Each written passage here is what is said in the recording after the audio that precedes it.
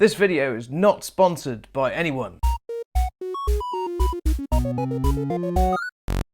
Hello and welcome to Underdog Physics. Today we'll be looking at the two different types of reflection, diffuse and specular. But before we do that, I just wanted to point out I love guitars. I love playing guitars, but also I love maintaining guitars. Does that make me a bit weird? No.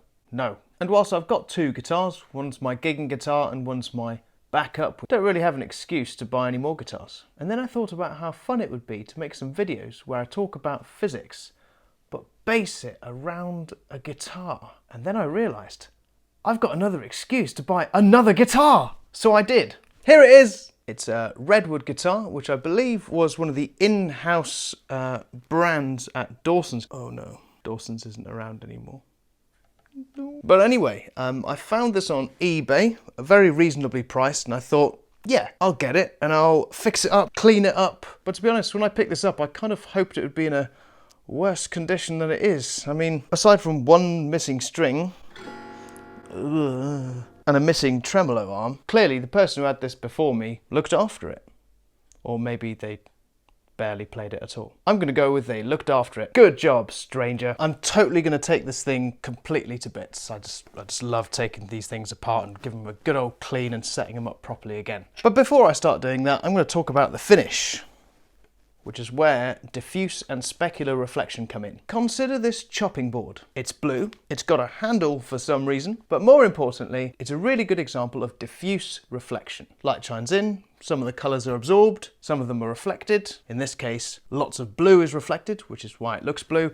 And aside from the evidence of my most recent fight with an onion, there's very little else to see. Diffuse reflection is when incoming parallel rays are no longer parallel when they are reflected outwards. The blue coloured light, which is reflected from this chopping board, is reflected diffusely, so in random directions, which is why we can see the colour, but we can't make out any shapes of anything else in the room reflecting in the chopping board. If you're not sure what I'm talking about, consider a mirror, because a mirror is a very good example of an object that does specular reflection. Mirrors are also very good at reflecting pretty much all the colours, which is why when I hold a banana in front of it, it can reflect the yellow colour and a very clear image of the banana. When I hold the chopping board in front of it, it reflects the blue colour and a clear image of the chopping board. This is because in specular reflection, parallel light rays are still parallel when they've reflected back out. But what has this got to do with a guitar? Wait a minute, what has this got to do with a black guitar? Well, most guitars have at least two layers of paint. One is the colour layer, and then there's a clear layer on top. The clear layer is mostly for protection and stuff. A perfect guitar finish, which consists of two layers, will have a perfectly flat clear layer on top of the colour layer. Since the colour layer is only there to absorb some colours and then only reflect the colours that you want, it doesn't really matter if this layer is perfectly flat. However, in order to get some very nice reflections on your guitar finish, it's important that the clear layer is flat. Consider a red coloured guitar.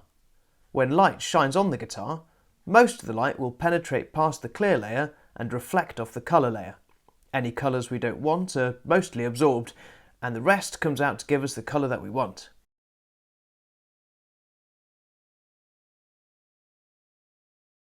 The rest of the light that didn't make it through the clear layer will reflect straight off the clear layer, and it's important for this reflection to be specular, so that we get a clear image of whatever's in the room.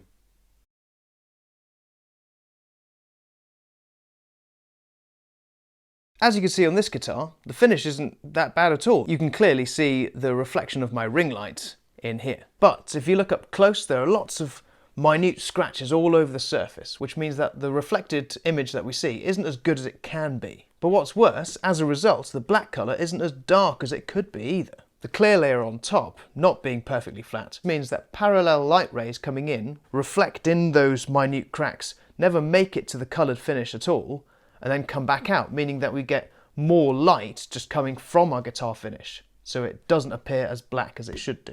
I've rambled on for long enough about this, so let's do something about it. I'll set up a camera looking at the body of the guitar with a light source the other side reflecting in it so you can see the finish. Then I'll polish down that clear layer and hopefully buff out as much of those minute scratches as I can. With any luck, the before and after shot should make my hard work completely worth it.